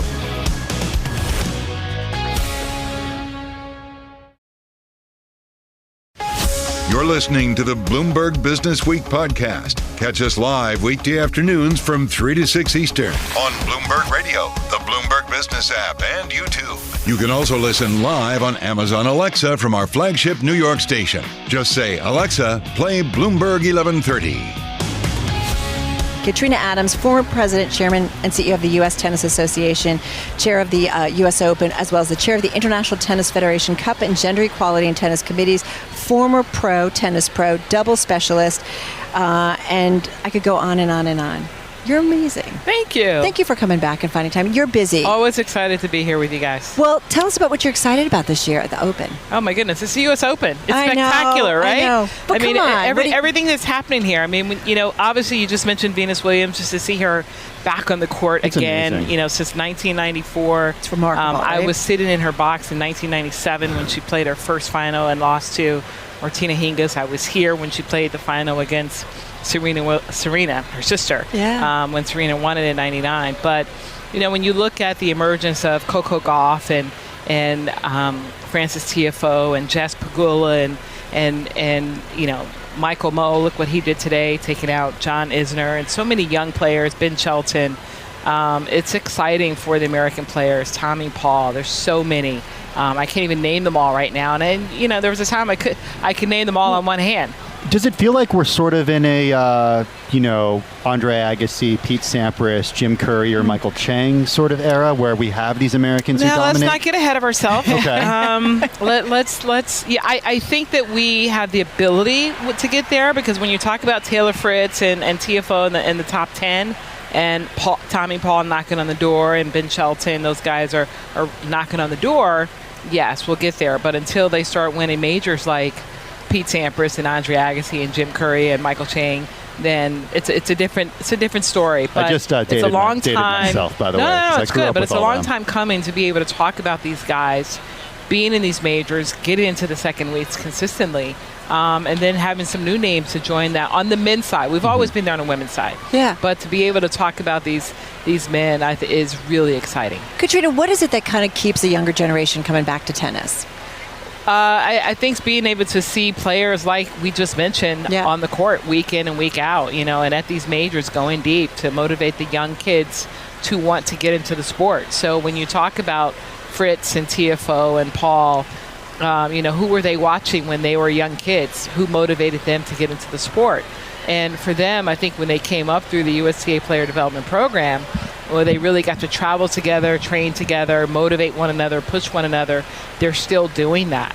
And they were looking up to the John Isners of the world, the Jack Sox of the world, both who are retiring here. John Isner played his last singles match here, and he and Jack are playing doubles later today. This is Jack's last tournament where he'll be retiring. So I think it's generational. Mike and Bob, they retired last year, 2 years ago now, Mike and Bob Bryant. And so I think, each generation inspires the next generation.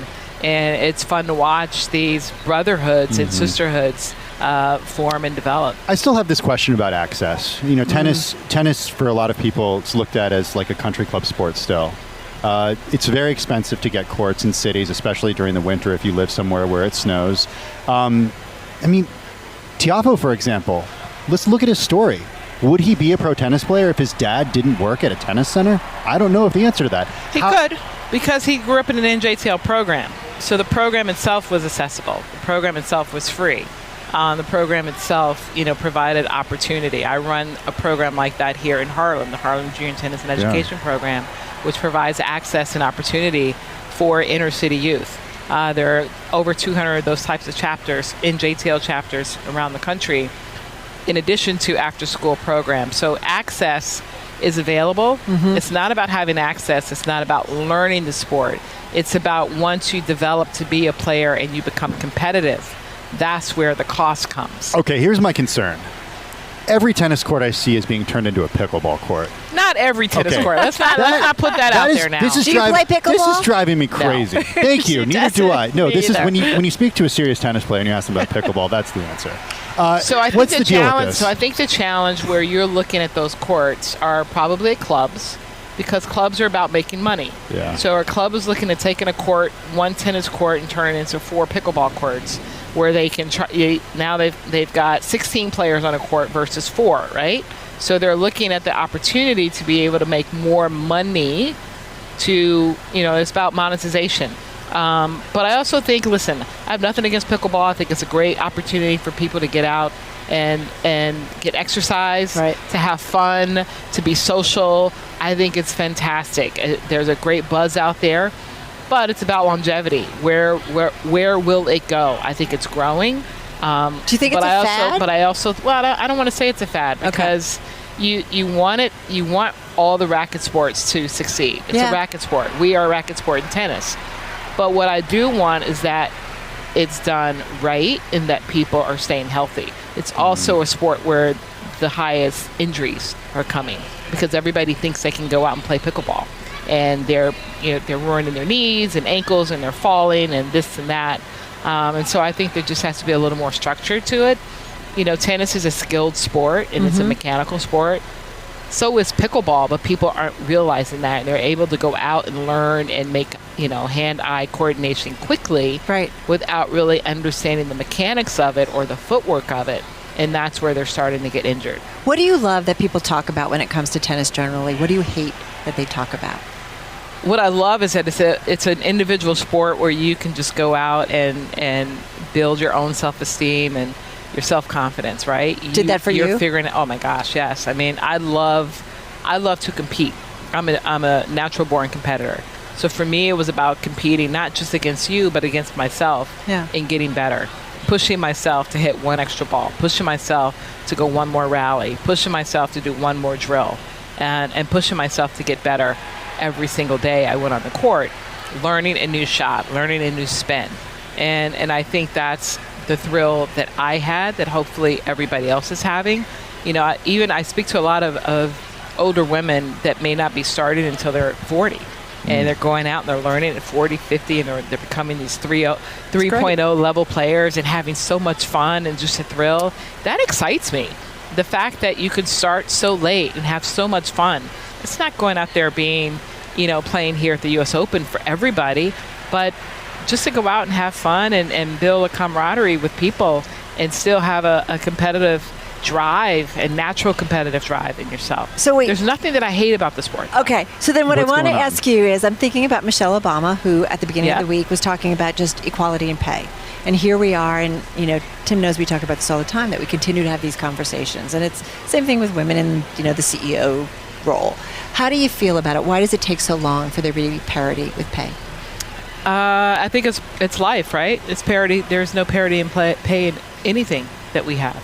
So 50 years of equal pay here at the U.S. Open, I mean, that says a lot. Yeah. We finally have parity in pay at all of the Grand Slam events. 50 years here. We have it at all of the Grand Slams, in Australian, Roland Garros, and Wimbledon. Wimbledon was the last one, 2002, or 12. But when we look at the tours, and we have our joint events, and the ATP event is still getting paid more than the women at the same event, the same week, significantly same location. More. Yeah, that's where it's challenging. It's getting better, but it's about sponsorship. Why are we not getting the same level of sponsorship for the WTA or for the women events that the men are? And so, thank God for Billie Jean King 50 years ago to go out and find a sponsor to throw in the pot to make the prize money equal here at the U.S. Open. That's because of her and Bristol Myers, who added $55,000 to the women's prize money to make it equal to the men, and then they never looked back. They realized how much of a great thing it was, and we were fortunate enough to be able to do that going forward. What's wild to me is that it's 50 years of equal pay here at the U.S. Open, but there are so many other sports today where there's not even close to parity. Oh, no. I mean, when you look at the women's soccer USW women's national team. Women's national soccer team. It's crazy that just happened. You know, and they fought for years when they were the better team with their better results at World Cup, better recognition, right? Like all exactly. of it, right? And now we have a professional women's hockey team. We're constantly fighting, and you look at the women's NBA, the WNBA. Not yet do they have parity, even though it's a shorter season. But just when you look at the amenities, they don't even have their own private jets yet. It's crazy to travel from game to game. And it says something about whether people say, oh, we still think you're valuable. No, it says something about your value and your worth. It says a lot. Right? And so we still have a long way to go. And it's something that we as professional athletes have been fighting for a very long time, longer than 50 years. And hopefully we can get there. Hey, Katrina, one thing I wanted to ask you, you talked a little bit earlier about what it took to be a professional tennis player. All the practice, you having the desire to keep going. Tennis is a sport that drives individuals completely insane. I mean, you watch some of these players on the court, and they're screaming at themselves. And if you were walking down the street, so was I. If you're walking down the street and you were to see this person in the context of like the middle of the street, you would say that person actually needs help. But you see him on a tennis court, and it's like totally normalized. And you're like, I get that. I get that. I'm wondering, though, how you take that after you retire and you use that energy in your professional career. Like, does that keep going, that mental toughness that you built up? It does. And I think, we build ourselves to be perfectionists in everything that we do. And so there is no room for failure, quote unquote failure, but only for improvement. So whatever we're doing and whatever profession that is, we want to be the best. And I know for a fact there are people that hire former professional tennis players or athletes because they understand winning. They know that they want to win, but they understand what losing feels like. So they want to hire them because they know that they're going to give it their all because they don't like the feeling of losing. So they know that they're going to make sure that they're successful. And so I think that those are qualities and the life skills that we have that make us great in business, no matter what the business is. And you learn how to work as a team. Even though tennis is an individual sport, I still have a team. I got to work with my coach. I got to work with my physio. I got to work with whomever it is. I got to work with whoever my practice partner is on the other side of the net to make sure that our drills are going properly, right? So yeah, it's an individual sport when you're out there competing, but when you're training, it is teamwork. And so when you go into business, into the professional world outside of sport, or it could be business and sport, it's still working with a team and you're still driven to do and prepare. It's all about preparation. So for me to be the best on the court for my match, how well did I prepare? For me to do a presentation for, some job or to get some deal, how well did I prepare? And I think that's what people are hiring or looking for in the qualities of individuals. We only have about 30 seconds left here. Any predictions? Here? Yeah. An American. Let's go. On the men's side and the women's side? Let's go. American. All right. Let's go. You think so? Let's go. So we are back to the 90s. There we go. We're there we back go. to the 90s I hope so. era, at least on the men's side. I hope so. Do you still play? I do. Very little, but I do. Doubles, singles? I just hit. I don't compete. You just hit. Well, I compete on the golf course. Oh, that's right. Oh. There you go. Do you scream at yourself on the golf course? I too? absolutely do. Okay, good. That's what I like to hear. No, what we really want to know is, do you throw clubs? Well, you're definitely a hit, though, here. Thank you so much. Awesome. Good luck Thanks for with having everything. me. Thank you. Katrina Adams, former president, chairman, CEO of the U.S. Tennis Association, former pro, so much more, so inspiring, and so much fun. We thank you so much. You're listening to the Bloomberg Businessweek podcast. Catch us live weekday afternoons from 3 to 6 Eastern. Listen on Bloomberg.com, the iHeartRadio app, and the Bloomberg Business app. Or watch us live on YouTube. Let's get to the guy who's behind it. The man behind it all is Chris Studley. He's Senior Director of Event Services at the USTA. Welcome. Nice to have you here again. Thank you for having me. Is it again? We talked to you last year, didn't we? I think briefly. Oh, okay, briefly. 1 year. We've had you before. I was just going to say, because I know we always talk about food because it's such a big part of it. Chris, first of all, I can't believe you didn't bring us any food. I'm sorry about that. I'll grab it after the segment. No, I'm just kidding. But talk to us about what goes into it, because Tim is right. As you walk around, that is such a big part of the experience. I've eaten here. Tim has eaten here. Tell us about how you think about it as what you want to offer up to the people who come. Well, I can tell you, first of all, I look at this tournament as a food and wine festival. And by the way, there's tennis. So much to what you were describing before, people are walking around eating and drinking. And what we want to bring in the names you mentioned is the best quality that there is in sports. We don't want you to come to a sporting event and say, oh, I have to eat. We want you to come here and say what a great meal you had, and I got to watch the tennis. So from our offerings that you described to our Champion Steakhouse run by Benjamin's right from Manhattan, to Aces, bringing the best chefs. We partnered with Tatiana's chef, Kwame, in Aces to do some special dishes for us. So, I mean, it's really about the food to me, for sure. How do you make sure that the quality is what you get in, the year-round establishment? So, great question. We meet with these chefs throughout the year. I can tell you right now, we've been talking to people even during this tournament saying, I want in next year. I'm not going to give you any names today, but we will evaluate each and every one. We look at what sells, what do our fans want, what's the quality. We'll meet with these chefs throughout the year. I can tell you, a number of chefs that we brought in, from James Ken at Crown Shy to Melba's of Harlem. We've been there in the off season. We sit with them, we talk to them. And, to some, the menus might not lend themselves to a concession stand necessarily, but we'll work with the team to bring that item into that environment for our fan. How important is it from year to year, Chris, in terms of some consistency so that people come back and they're like, I know this is going to be here, and then also bring in some new? It's very important, right? Our fans always want to see us innovate. It's the name of the game in food, especially. Obviously, trends change over years, and we want to be right there. But you need to have the staples, right? Everybody talks about our lobster roll as being one of the iconic foods of the U.S. Open. It's also our hamburger, believe it or not. They're all Pat LaFrida, even though his name might not be on that stand. It's all Pat LaFrida meat. Pat's stand over here too. The steak sandwich has almost become just as famous as the lobster roll. So, we try to find what our fans love and really gravitate towards and work with it. We talked a little. Go ahead, Carol. I was going to what about price point? How do you think about that as part of the experience? Absolutely. Listen, we're in New York City. Obviously, we're a temporary event, but we're very price sensitive in a regard. We would put ourselves up against any other New York City venue and say that we are probably not the most expensive. We may not be the least expensive, but we're right in that sweet spot because we want to have value for our fans. I would tell you that our quality, though, surpasses our peers here.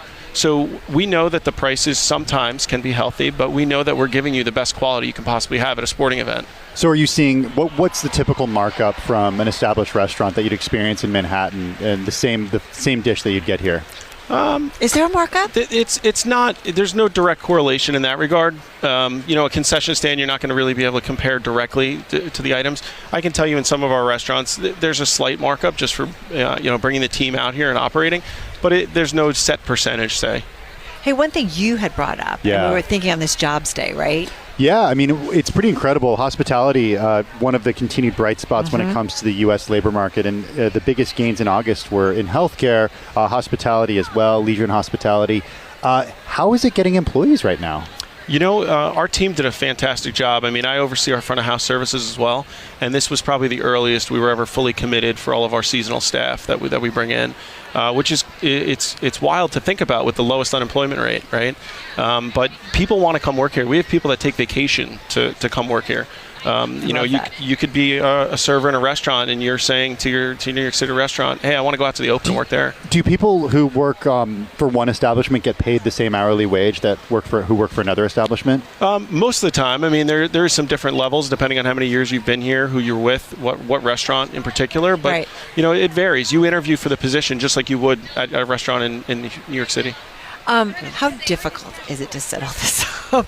I love logistics because we come here and it just looks like it's been here forever. And we know it goes away. I love getting asked those questions. I tell you the truth, the logistics behind it is mind-blowing, to say the least. How early do you start? The day after it ends. I mean, we're here figuring it out. Okay, all right, but that part. But building this and building everything that's in your world to make this happen, when does that start? The planning goes into place right away. Okay. The build-up, I mean, by the springtime, you'll see a lot of movement here and things getting physically set up. Aside from any new buildings we're going to build, right? Obviously we went under this massive renovation. That was all year for a number of years, and we stopped for the open and we went back into it. But in terms of the general repeat business that we're doing, we'll start in the spring. We're speaking right now with Chris Studley. He's Senior Director of Event Services here at the USTA. We're live at the 2023 US Open. But on that, in terms of the food part of it, what's involved logistically with building that out? So we'll have trucks showing up in early August. With the volume of food and beverage we do here, we have trucks coming in every single day, but we'll build out a temporary warehouse facility, essentially, to house everything. I mean, you mentioned some of our drinks, the Honey Deuce. We sold 400... I have a Honey Deuce cup at home. Well, we had... Yes, a lot of people walking around with like 7 Honey Deuce cups yesterday. Okay, so I'm lame. So to think about the logistics behind that, 400,000 cups are sitting behind the scenes right now.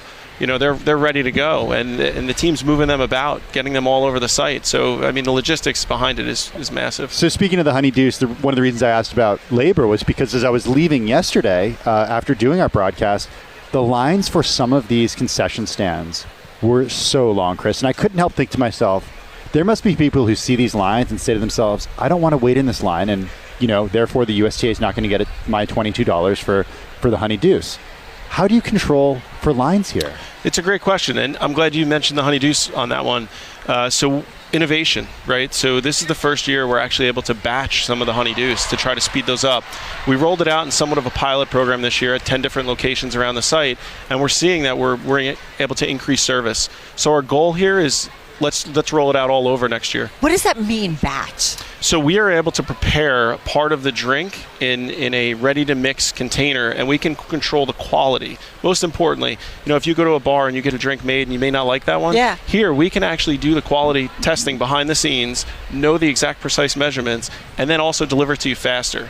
So innovation is key, and we're going to speed those lines up for sure. But so that's the question. Is it, and forgive the terminology here, but is it a failure to you when you walk around and see huge lines and people waiting? It's disappointing, for sure. I mean, we want to be able to service every customer as quickly as possible, but we also want to deliver that excellent experience. So it's a fine balance, for sure, but we're trying to make sure that we innovate as much as possible. Are there areas around here where you walk around this year and you say, okay, well, we could do another of this type of concession right here and ease the demand a little bit? Yeah, I mean, and it's surprising because each year, I mean, we know there's some things that never fade, right? The Honey Deuce is not fading. It is the most popular drink. Is it really? It is, by far. But, sometimes there's surprises. That's Honey Deuce lovers. No, it's actually a match. Sorry. For sure. Yeah, no, it's always interesting to see what's going to be the top seller of the year. Are you adding more drinks that are like... Well, this year we have the Aperol Spritz as well. Right. And Dobell has joined us with their Ace Paloma cocktail, and they're both delicious. I encourage you to try them before you leave. What's interesting, too, is are there workers that you needed that you couldn't hire, or you said you could get everybody you wanted? I think we're pretty well staffed. I would say that we're really well staffed, and we benefit from the folks that come back every year, and they help us really make the operation hum. Here, Carol, I got a number for you. What? 1.2 million. Okay? That's 1.2 million melon balls in the Honey Deuce that the USTA is going to produce this year. What? 90,000 pounds of beef. Did you have a hamburger today? I did have a hamburger today. Surprise. And I ain't done yet. All right, we're going to come back with Chris Studley, Senior Director of Event Services at USTA. He's got a big job here. He's getting it done. And we're still here with Chris Studley, Senior Director of Event Services at USTA. And I know the answer because we were talking about it before we got going again. But supply chains were, you go back a few years coming off the pandemic, nightmare. are you getting everything you want and at decent costs? Or you got enough lobster? I think so. Okay. I think so. I think we're in good shape this year. Got enough vodka? No. Fortunately, it's one of those things. Sorry. Let's get to the priorities. For sure. Fortunately, it's one of those things that's kind of been in the past for us now, thankfully. Not an issue, but it was an issue, right? It was an issue a while back, yeah, for sure. I mean, I think everybody fought through the same thing, and I think we're on the other side of the supply chain in terms of our business right now. So, what were the challenges this year? If it wasn't employees, if it wasn't supply chains, what's the big challenge this year? Weather. Who can control the weather? But look at us. I know. You did okay with that. This is like a California day right here. It's amazing. That's the biggest concern we have right now. I think we're doing okay. I do wonder, though, you said while we were off air, I'm here before everybody else and I leave after everybody. I mean, what are the calls that you get? Is it that, electricity isn't working, or we ran out of burgers or something? Like, what is it? What's the stress points for you doing this? To your point earlier, lines and things, you want to make sure everybody has a good experience. So we're trying to send people out. Like during a typical day, I might hear that we might have an issue with a line over here, a line over there in terms of food. If one of those facility issues pops up, we have a great team here. One of my counterparts on the back house side helps me out tremendously. Give a quick call and we get everything right back on. So those are the little pain points. How do you alleviate a line? Well, you can send more people over to help out, right? I mean, if you get a honey-deuce line, you try to get a couple more bartenders over there. Yeah. I mean, we've done everything we can. I mean, POS is always one thing that we look at, and we've upgraded our systems over the years to try to process those transactions. We met some folks from American Express earlier today, if you want to talk to them. They know a thing or two about processing They're fantastic transactions. They are a good partner. Well, I think about like a Disney, right? You have apps, and you can kind of guide people. Like, do you think about that? The role of technology is a big thing here. Do you say, listen, I know there's lines here, but you know what? So I have a great point on that. I mean, we tried out mobile ordering. We did it so that you could order anything from the food village, and then you could grab it and go to your table. And what happened was our customers said, we don't really want to do that. Seriously? Yeah. And I'll tell you why. I mean, when you come here, because you're coming here once a year, you want to walk around and check out everything. To your point, we were talking about what's new. They want to see what's new. They want to go look at that menu. They want to pick what item they want. They don't really want to do it on a small phone screen. They want to see the kitchen. They want to know what's going on. So, okay, 1.2 million melon balls are created, are balled from melons. I think that's the proper terminology here. For sure. Each year. I guess so. I'm going to go ahead and say that. It's Friday afternoon. No, I'm not making stuff up. I think that's how it goes. Maybe a little bit. We talked to the folks at Chipotle about Quarterly, and they've started to invest in technology that automates guacamole making, so they can free up employees who spend time doing that laborious task of actually cutting up avocados and getting the guac out. Can you do that with melon balls? Melon balls? We actually get them pre-balled. So when we bring them in, we've done that. We started in the very beginning. All right, interview's over. We got nothing. We got nothing for you. We look for every way to make it go faster. Supplier. Comes to us from the supplier, pre-balled, but we do have people that skewer each one, so we get 3. Because if you notice the drink, it's got 3 melon balls to indicate the same number in a tennis ball can. That's the tie there. I never knew why it was 3. Yeah. What was interesting too is I think about more broadly the things that you guys are doing here from the USTA and using this incredible space. I mean, it is obviously about tennis, and this is your big event, rightfully so, but you're doing other things. Yeah, absolutely. I mean, tennis is number one. I got to say that off the top. I had to stop talking about melon balls. I'm just gonna say, oops, I threw my pen on that one. I was a little no. But anyway, talk about the other events. Yeah, no, obviously tennis is number one for us, but we're always looking for new ways to use the facility. It's great. We can bring staff in. They can work with us along, throughout the year, which is critical for us. Like a concert venue. We would love to.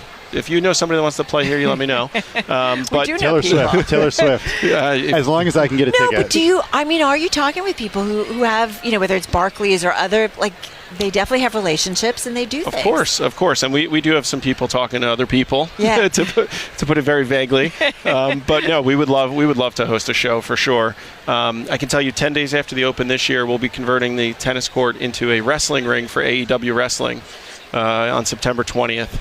So it's going to be our 3rd show here. They call it AEW Grand Slam, appropriately. Yeah. So nice. It's drawn about 18,000 people year over year. That's quite a few. For sure. Given you said 24,000 is capacity? 24,000 is capacity. We've got about 18,000 in the house for the show. And is it? Do you typically do it with the roof open, or does it depend on weather? We actually keep the roof closed for all of our outside events. It makes things so much easier, less worry whether there's going to be weather. Yeah. I'm thinking about the dogs that were here. They spend a lot of time getting their hair done. Talk to us about the Westminster dog. I've seen it. I'm a dog lover. I've been to the Westminster Dog Show. There's a lot of, primping.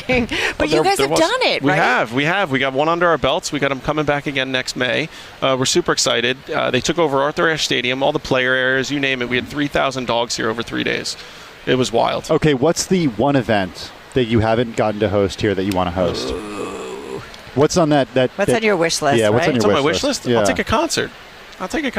Give us a name, though. I call me. Let's talk about it. But you do think about the exclusivity. First of all, it is a great venue, and it is a little bit smaller, which I like to go to smaller places, right? Sure. I mean, otherwise they get so big. So you could really do some really cool things. I agree. All right. So it's also easy to get to. Yeah. Which I think people forget. Just jump on the 7 train. Or the LIRR, which is what I did. Someone's coming here. They're coming for a night. What would you advise that they do? They're going to watch tennis, but... Okay. You got to explore. Part of hosting all these other events is getting people out here that may not have been here before. And I can't tell you how many people come to one of our events, whether it be Westminster or AEW Wrestling, and when they walk through the gates, I didn't even realize this place was here because they may not be a tennis fan. So I invite everybody that's not a tennis fan to really explore. And if you are, and you've never been here before, make sure you're walking around and check out all the secrets behind the scenes and what we got. What would you go eat? I would probably grab some gelato from the cart over here right now. Van Leeuwen is also really good ice cream. And Van Leeuwen ice cream. We have our own flavor this year. They created our own U.S. Open. What is it? It's a honeycomb fudge slam. Of course it is. It's delicious. Sounds pretty good. Yeah. That actually sounds really good. Thank you so much. My pleasure. Good luck. And I hope you get a little bit of a break between your next events. Chris Dudley, of course, Senior Director of Event Services at USTA. This is the Bloomberg Businessweek podcast, available on Apple, Spotify, and anywhere else you get your podcasts. Listen live weekday afternoons from 3 to 6 Eastern on Bloomberg.com, the iHeartRadio app, TuneIn, and the Bloomberg Business app. You can also watch us live every weekday on YouTube and always on the Bloomberg Terminal.